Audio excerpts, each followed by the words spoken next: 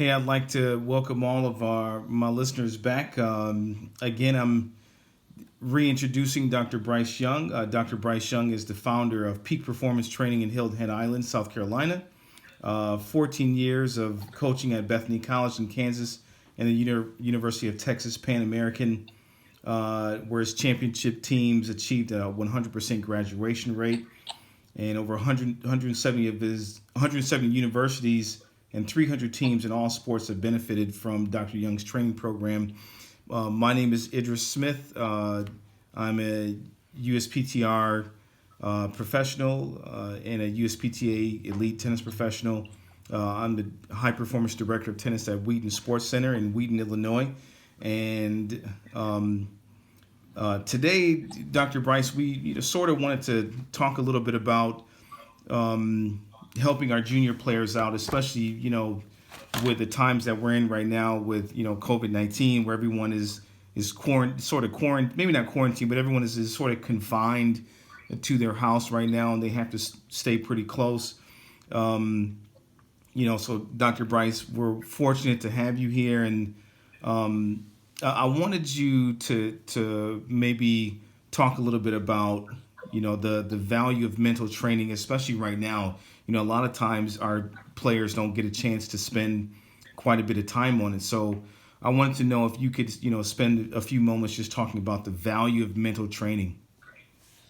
Absolutely, and actually, the athletes who are working with us a lot. We're doing a lot of phone work right now, uh, Skype, WhatsApp, FaceTime, where athletes are actually calling in to us to build their mental game while they're locked out of their club, while they can't. Their college season has ended. Their high school season has ended, and uh, I tell them this is actually a blessing because when we're all on the court, I was on the court working out today, um, but when we're not on the court, that's a golden time to work on your mental game, which a lot of times doesn't get much attention when you're out playing all the time. And so, uh, as you mentioned to me when we were off camera, Idris, there's a ton of work being done right now online where people are working on footwork drills, on drills, on things they can do. But unfortunately, a lot of that we can't do as realistically as we could if we had a club open or a coach, a pro working with us on court with feeding drills. Right, And right. so the value to me of mental game training, and I hope you can see me clearly. Yeah, I yeah, perfect. Thanks. okay, um, Yep. is the value of the mental game training right now is how do we apply our footwork drills, uh, our game once we get back on court. And a lot of what we're doing with the mental game is okay, how do we run thoughts through us that allow us to use our fundamentals on the court once we get back out there? And I'm going to give you an example because you asked a really good question of me, and that was what do we do to use to trust our training when it's game time? Yeah. And a lot of the athletes, a lot of the families that come to us, it's like, you know, we put all this time into lessons, but it's not the same as when one and you're done. You can fly across the country and spend a lot of money on a tournament, and it feels totally different than it does back home when I get lots of chances to hit balls out of a basket. When I Right, get lots of practice matches, but quote unquote they don't count. right, right.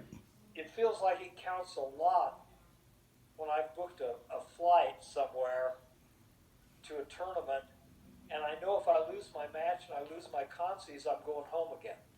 Which is really interesting because, a lot of times I think, for junior players, sometimes they've actually lost before they even walk onto the court.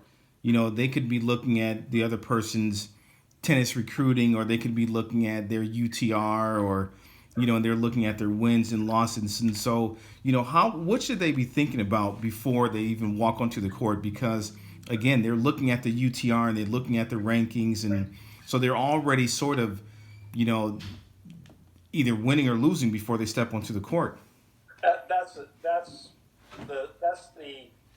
the $64,000 question right there. Um, I'm gonna I want to give credit to the people who have helped me along the way, and one of the great training coaches in America is Chuck Creasy. Over 30 years, I think 33 years at Clemson University. When he came to Clemson, they were the bottom of the ACC. He took them to the top of the ACC, from the bottom to the top. Great training coach.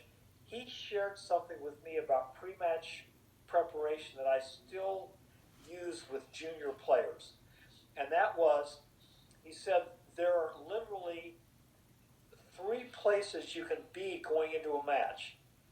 You can say, I'm not okay, and they are okay. You can say, I'm okay, a little bit arrogant, a little bit egotistical, but they're no good. They're not okay. So my UTR is better than your UTR, so I'm okay, but you're not. Or you can go in with respect everyone, fear no one.